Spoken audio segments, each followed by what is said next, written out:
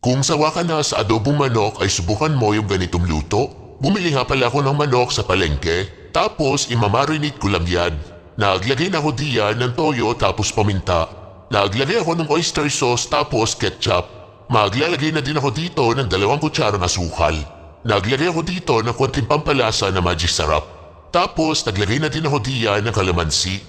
Pagkatapos kong nilagay lahat ng mga pampalasa dito ay hinalo-halo ko lang yan gamit ang aking kamay. Sa puntong yan ay iniisip-isip ko nga na parang meron pa akong kulang na nailagay dito. At yun nga ay yung bawang. Kaya nilagay ko na dito yung mga ginayat kong bawang. Pagkatapos niya ay hinalo-halo ko lang yan gamit ulit ang aking mga kamay. Nung nababad ko na nga ito na mga 1 oras ay nilagay ko na ito sa kawali isa-isa. O diba chicken barbecue nga pala itong niluluto ko. Pero tinatamad na nga ako mag-ihaw kaya dito ko na sa kawali iluluto. Hindi ko na kaya nilagyan ng mantika pa kasi non-stick naman yung kawali ko dito.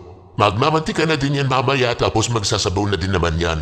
Inilagay ko na nga lahat diyan yung mga karneng manok na binabad ko. Sa puntong yan ay nagsabaw na nga ito kaya papakuluan ko lang ito ng papakuluan. Inilagay ko na din nga pala dyan yung natirang pinambabad ko kanina. Pandagdag din yan sa lasa nito. From time to time nga ay binabalibaligtad ko lang yan para magpantay yung lasa dun sa karne ng manok. At syempre para maluto na din yung kabilang side. Hindi ko na nga yan tinakpan para mabawasan na yung pinakasabaw nito at maging sarsa na ito. Naglagay na din nga pala ko dyan ng 2 hotdog.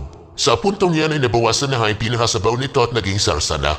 Ay siya, ayos na yan kung kayo napapay-bake magluto nito.